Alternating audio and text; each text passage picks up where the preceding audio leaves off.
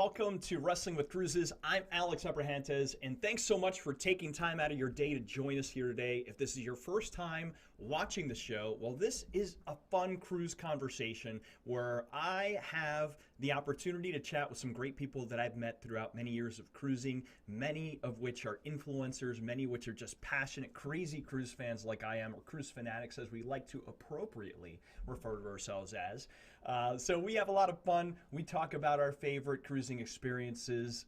You're going to learn a lot. Hopefully, each and every episode, I learn a lot, whether it's about food or different itineraries that I should take or entertainment or just different things in general. I promise you're going to have a great time here. If you're joining us and you have the ability to interact with us, feel free to do so on Twitter. You can use the hashtag WWC Live, Wrestling with Cruises Live. And if you're on Facebook watching this, feel free to comment as well.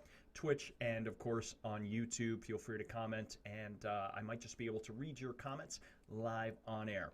So in this particular episode, I'm excited to chat with a gentleman that I got a chance to meet on one of the Norwegian inaugural sailings. If you haven't seen the show before, Norwegian sends quite a few of us out who are big cruise fanatics to experience what the newest ships are, what the latest and greatest that NCL has to offer. And I got a great opportunity to meet so many really cool people.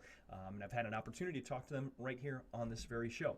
So this gentleman is no different. And what is really cool about this particular guest, his name is James Hill, by the way, is the fact that he actually was able to turn his passion for traveling into a full-time career, which is essentially, at the end of the day, really what the American dream is all about, right? Taking something that we're passionate about and being able to do it as our full-time career. So he runs a website called mantripping.com. I'm going to talk to him all about that. I'm going to talk to him about his wife, Heather, who is also incredibly involved as well. And they're just a lot of fun. So I'm sure that you're going to learn a lot as well. So without further ado, let me go ahead and bring him on in here.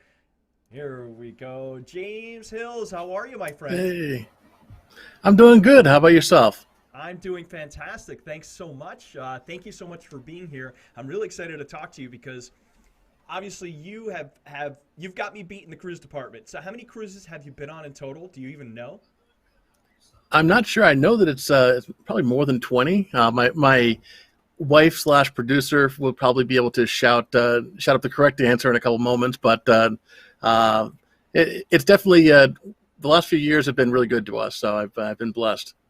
Fantastic. And not only obviously are you an avid cruise fan, but an avid traveler as well. So I'd love to start off by hearing your story about man tripping, how this came to be, because I believe you had told me that it started from your passion from cruising. Is that right? Not exactly. So I was running a marketing agency in Chicago probably about 12, 13 years ago now. And, I picked a great time to start a business. I have a great history of starting businesses exactly the wrong time. But I started the company. I had office space. I had computers. I had time. I had absolutely no money, and I had no clients. So I couldn't travel. I couldn't afford to travel. And, I started writing about places that I wanted to go because, I'm a big fan of, if you can't go somewhere, travel virtually. And so I started writing about places that I wanted to go. And then lo and behold, I had a guy say, hey, if you want, I'm doing a fam trip in Atlantic City the next weekend. If you come out here, I'll host you. And looking back at it, it was it was a buddy saying like, hey, if you want something, I don't expect you to do it.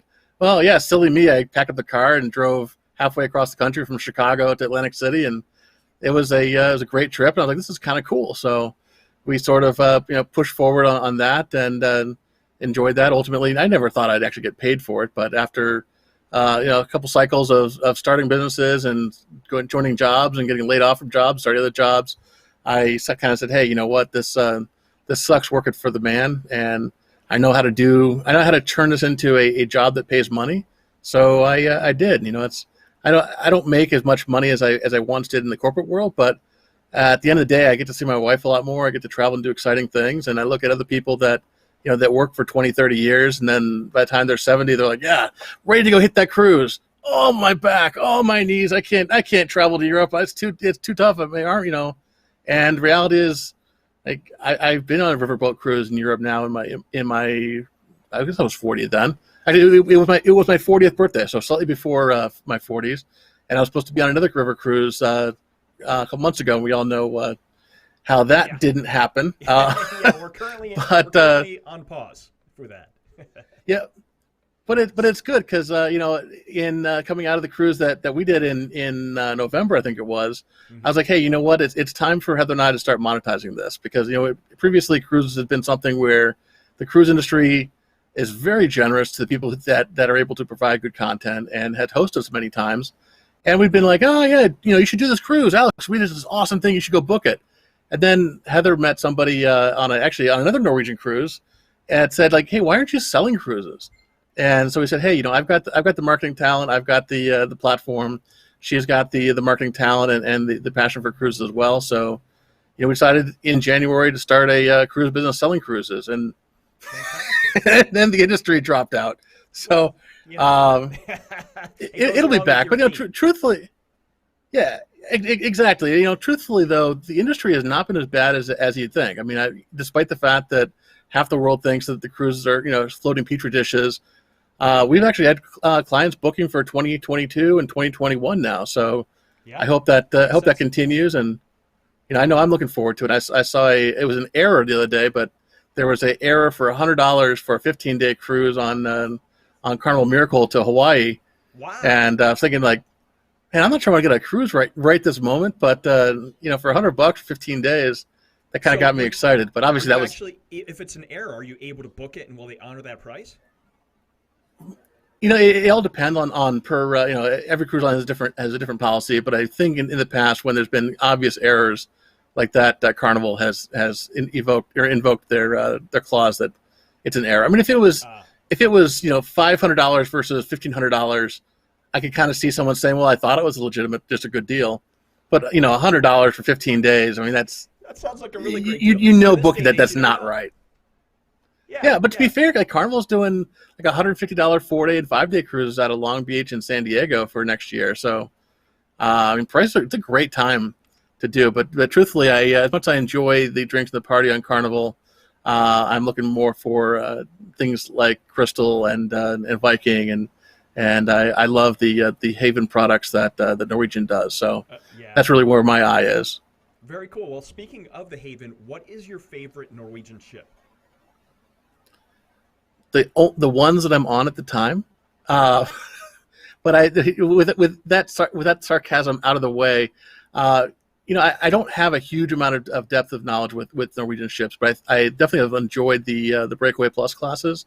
Yeah. Probably Encore I liked the most, and that's I always got the latest and greatest. But at the same time, I had an amazing time on Norwegian Jewel, and Norwegian Jewel didn't have the fancy shows, didn't have the VR gallery and all that, but it was just the right size. It was big enough to have specialty restaurants, but not too big to have the issue of like, okay, where am I and what am I doing here? Mm-hmm. And that's actually the ship that's in back of me right is Norwegian Jewel as I was sailing up to Alaska a couple of years ago. Wow. So speaking of sailings, what would you say your favorite itinerary or itineraries are? I'm a fan of the West Coast cruises. I think it's a little bit different, a little bit more. Well, first of all, it's close to home. I'm in San Diego, so I can walk to the cruise port. That helps. So that has a big impact. But I really like the West Coast, and I have not done one yet. But the Pacific Coastal cruises are really pretty exciting to me because there's a bunch of places like Astoria, Oregon, and Monterey that most people don't cruise to. Mm-hmm. But I mean, I'm a huge wine drinker, or at least a wine lover. I guess I'm a huge wine drinker too. But I know there's a lot of wine regions in California and the West Coast that most people wouldn't be able to do all in one trip. So that's on my bucket list right now. There you go. So you said you had one that was canceled. Do you have one upcoming? I have not rescheduled any cruises myself. We're in the process of planning some group tours for 2022 and 2021. But right now I haven't asked anybody, and nothing's been offered. I mean, I know of several inaugurals that are going to be happening in 2021, mm-hmm. and I've been friendly with the PR people, but I'm not going to outright ask if I can get on a ship in 6 months. I think that's, at this point, nobody knows what's going on. But Right. that being said, even though my preference would be something a little bit more elevated, the reality is the moment there's a Carnival cruise ship or a Holland America cruise ship or a Princess cruise ship, a 10-minute walk from my loft, I'm going to book it. Yeah, you So I can't think go that's, wrong, really. yeah. I mean, if Yeah, worst comes to being worst, so I'll just close sit in my balcony and enjoy the ocean for a few hours, or a few days. I think that's not bad. Yeah, and speaking of which, how do you think the cruise industry is going to change now? Obviously, we've been seeing things like Norwegian with their new initiatives in terms of, the new air filtration systems and how they're going to have more medical personnel on board, and they're implementing all these new wonderful things to keep us safe and secure. But how do you personally think that the cruise industry is going to change? I think a lot of those things are extensions of what the cruise industry has already done, and I know there's some haters. I know there's some people who don't understand the cruise industry as well as perhaps the two of us. But the reality is the cruise industry has always been really, really good about sanitation. Has always Right. been really, really good about health and safety. Things like fire prevention, things like washing down doorknobs and handrails and that kind of stuff, just on a normal basis. Hmm. So I think that those things that they're doing now are just positive extensions of what they have always done. So I think that's going to be good. I know a lot of people are out there on the board saying, "Well, I'm never going to cruise with a mask." Well, the reality is that you're not going to cruise at all until everyone is either completely cured or everyone's wearing masks. So if it's a choice of am I going to be able to cruise with a mask or not cruise for another 6 months, then I think that's where it comes down to me, and I would be happy to sacrifice to wear a mask, for a few hours a day, when I need to. But I think the cruises are going to be even safer than they are now once this is all over, and that's a really good thing.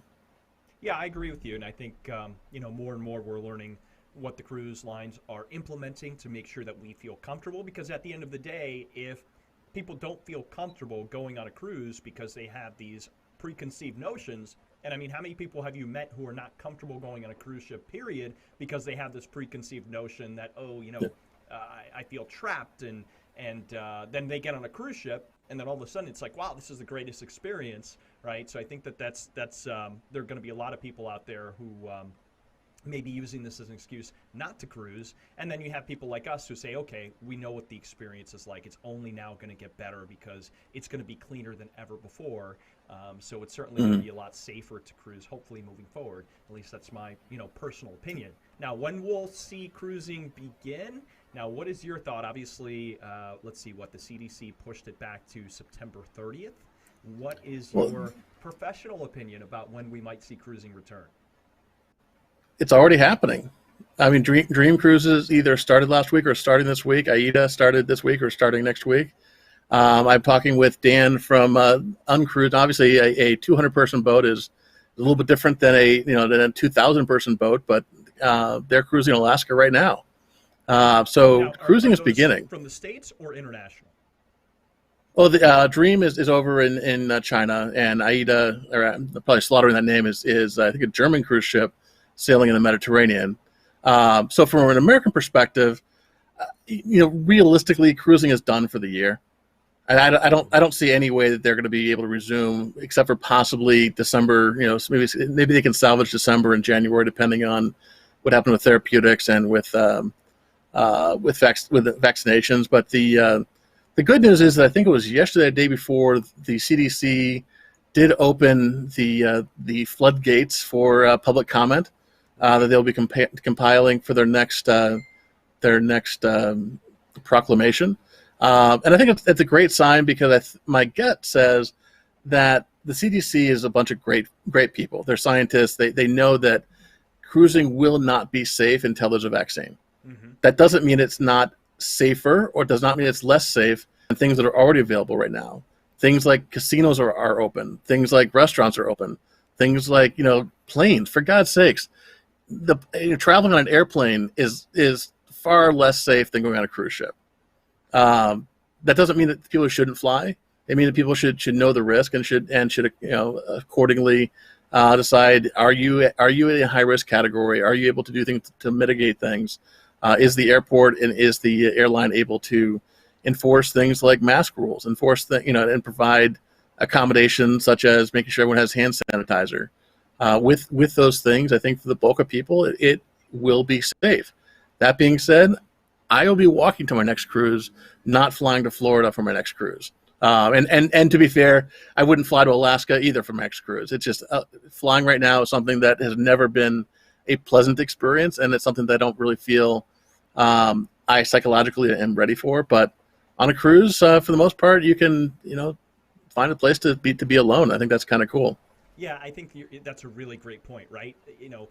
When you think of cruises, I think a lot of people think, oh, tons of crowds. Well, it's really up to you, right? Well, first and foremost, we know that you have the ability to go to your cabin and just hang out there, and then you can go to the restaurants. But one of the things that I'm hearing is that there's going to be a lot more social distancing kind of moving forward. So initially, when ships do eventually, reopen and start to sail again, they're not going to be at 100% capacity, right? Which is great. So you are going to have just less individuals around because they're not going to be at full capacity. So that's definitely a plus for everyone. And then, you basically can choose what you want to do. And that's part of why I love cruising so much. You make it the experience that you want to make it. So if you just want to go get sun somewhere and hang out and not be bothered, you can do that. Or if you want to interact with people, you can. So you can be as busy as you want to be or as isolated as you want to be as well, right?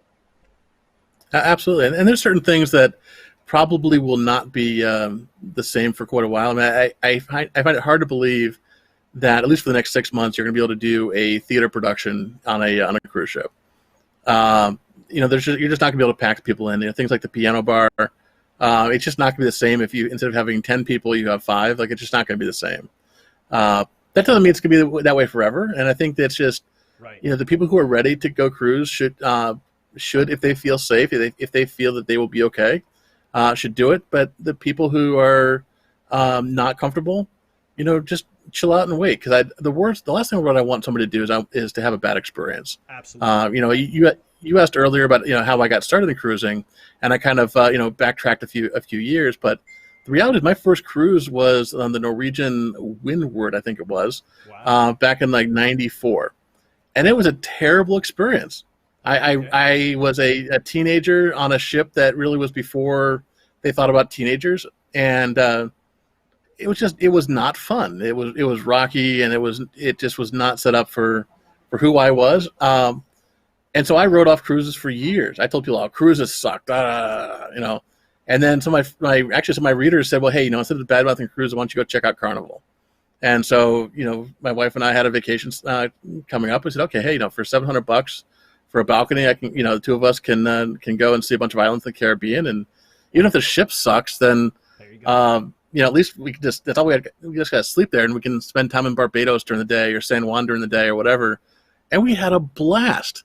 So, the reality is that the bad expectations can have a real impact on your enjoyment of anything, but especially of cruising, because it's such a dynamic concept that's really foreign to a lot of people, where most people have no problem going to a resort in Hawaii or Dominican Republic and sitting just on the resort for 5 days, but I don't want to be stuck on a cruise ship. Okay, well,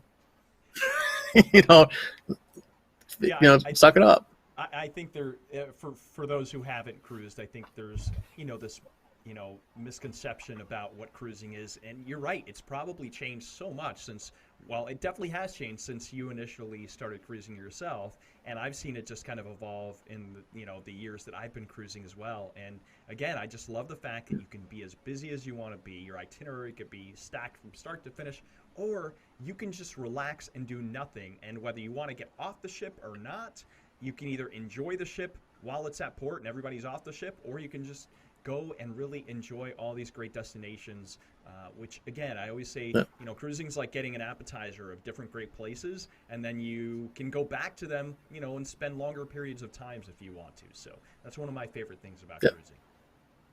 Well, I totally agree, and it's a weird thing to consider if you aren't familiar with it, because some people look at, I want to sail on Carnival Victory, or I want to sail on Norwegian Encore. Other people say, I want to go to Barbados and Antigua or whatever it is. And the reality is, like, a ship is a different ship every cruise. And, my firm thought is, with the exception of some marquee ships, like if you've never sailed an Oasis class ship, just do it, because Oasis class ships are freaking amazing. But in general, look at if you want to go to Alaska, figure out where you're going to go to Alaska and figure out then from there what ships you're going to look at. Because the ship is only part of the equation, and as much as my cruise PR friends would disagree with me, the reality is that when you compare the actual product between Carnival, Norwegian, Holland America, Princess, and I'm probably missing out on one or two Celebrity, the reality is the product is almost identical. Everybody has a buffet. Everybody has specialty restaurants. Everybody has the same general toilet in the rooms. And so it's more important you think about where you want to go and who you're going to go with than sitting there and actually looking at the individual cruise. But that's me, and maybe it's because I've done so many that they all kind of blend together now. Could be. Well, I also want to ask you about your website and how this all kind of came to be now. I mean, obviously you go on cruises and you do a variety of other things as well, but tell us a little bit about what you have going on your website and all the other kind of activities outside of cruising that you also participate in. Sure. So I have a few different websites. Mantripping.com is my primary one. It's the one that we mostly interacted on. It's a men's travel and lifestyle site that's dedicated to really promoting travel with father-son trips, guys trips, mancations, trying to say, hey, you got a bunch of college buddies, let's go do something. And I think when I started, one of the challenges that I faced was that people looked at guys trips as bachelor parties and kind of the hangover of, let's go to Vegas to get some strippers and cocaine. And hey, you know what, if you're single and you have money and you want to just do that, like, that's cool. That was never me, but I'm not gonna make a judgment call. But the reality is that a lot of really cool stuff that a group of guys can do that isn't going to get us in trouble with our partners and spouses. And so I like to encourage that whether it's going to, doing a father-son trip to go fishing for salmon in Alaska, or, hey, Alex, I don't know if you're a baseball fan or not, but hey, Alex, let's go see a Cubs game, or let's go see something like that in a different city, just to hang out with some guys. And the reality is that when guys are together, we talk about stuff that we wouldn't normally talk about, but it's just, I think it's important that from a male psyche and a male just the environment, that there's things that we could talk about that we wouldn't necessarily talk about publicly. So that's man tripping. That's great. And then I also have Cruise West Coast, which is specifically focused on West Coast cruises, things like Alaska, Hawaii, Pacific Coastal, Mexican Riviera, and that kind of stuff. Those are my two main enterprises right now. And like I said, I picked a terrible time to launch the cruise site, but the good news is it's giving me a long runway to take off. So. Yeah, absolutely. I mean, and there is a lot of built-up excitement for it. There's no doubt about it. I mean, I just saw a graph the other day saying how there's so much interest in 2021 for cruising, which is great. And I think it's only going to kind of continue to build. And as hopefully we get back up and running and life is back to normal, I think we'll obviously get back into the groove, and everyone will get back to cruising again. But in terms of man tripping, I think you and Heather just took a trip somewhere, didn't you? Yeah, we just went up to Santa Barbara, and that was our first trip during since the first level of quarantine. It was an interesting trip because truthfully, as much as I said I would like to go out cruise as soon as I can, I'm not necessarily comfortable with fully going out right now with restaurants and that kind of stuff. So this was a very cautious, hey, how do we feel? Are we ready to go? I might sentimentally want to just get out there and kick some butt, but let's put our money where our mouth is first. And so we went up to a hotel that invited us to check them out, called Hideaway Inn. It was just a couple blocks from the beach in Santa Barbara, and we both enjoy wine, so we stayed there. They gave us a suite with a private balcony, and we social distanced ourselves there, but also went around some of the wineries and enjoyed the finer things in life, if you will.